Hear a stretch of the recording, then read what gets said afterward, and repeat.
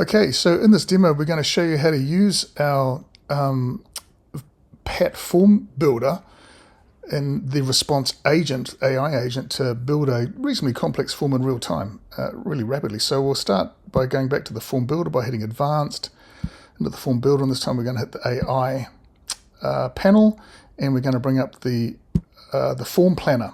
And so this is a special tool which the AI is going to use to take our natural language conversation and pull back a wireframe of what the form is going to look like, and we can adjust this in real time, and then when we're happy with that, we're going to build our actual form. So we're going to start by clicking Start Session down here, and off we go. Great! What kind of form are you looking to create? Maybe a Okay, contact... so I'm looking to create an absenteeism form for frontline supervisors. What I want to do is I want to give you a bunch of sections that I want to create on the form, and then I've got an idea on what are some of the form elements and how I want them to work. Sounds like a plan. Go ahead and share the sections and elements you'd like, and we'll start piecing together your absenteeism form for frontline supervisors. What sections do you have in mind? Okay, so I want to start with the employee information section. And in there, I want to have a drop down for the full name of the employee. I also want to have a drop down for the department that they're part of. And I want to have a drop down for the supervisor's name that I can select from. For the next section, I want to call this reason for absence. And in that section, I want to, again, have a drop down, but the options that I want you to put in there are sick leave, personal reasons, and family emergency. And then for the fourth section, I want you to call that documentation, and I want to have a file upload element so that I can click that and take photos of medical certificates or upload files that I've got on my computer, maybe a doctor's note or something like that.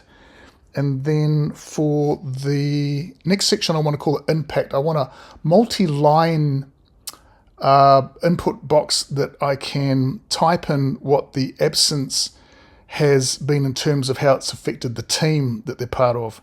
And then for the last section, I'll just call this follow-up. I want to have a text input box. We'll talk about action taken or planned by the supervisor. And then I just want to have a yes/no button whether the absence requires further review or follow-up. So let's start there and build out our form plan. I've put together the absenteeism form plan based on your sections and requirements. Does the structure meet your needs, or would you like to make any adjustments? Yeah, now that's looking pretty good. I'm just thinking in terms of reasons for absence. I gave you some options. One of the options I forgot is I want to put in other as a final option. If you can do that for me, that'd be great. And the other thing I'm thinking, I need a final section on the form for adding additional comments and notes, just a multi-line input box where I can put additional information or details regarding the absence. Can you sort that out for me? I've updated the form plan with your new requests. The reason for absence section now includes the option for other, and I've added a final section for additional comments/notes. Does this updated structure meet your requirements? Yeah, that's looking pretty good. Let's use that form plan. Okay, so I've basically crafted what I'd call the wireframe. So the AI has gone away and it's created it back in a language and a format that makes sense to Pat. So now we're going to create it. The interesting thing about, I don't know if you noticed when I was talking, that you can actually interrupt the AI. Sometimes it wants to kind of over impress, but you can just cut in and say, hey, look, I'm in a hurry, I've got to get this stuff done. And it will stop and listen to your latest request and then carry on there, which is pretty cool. So now I'm going to click the create form button and we'll come back. Now this can take anywhere between 15 seconds and a couple of minutes. So I'm just going to pause this and we shall come back to it when it's completed, and I'll show you how it's looking.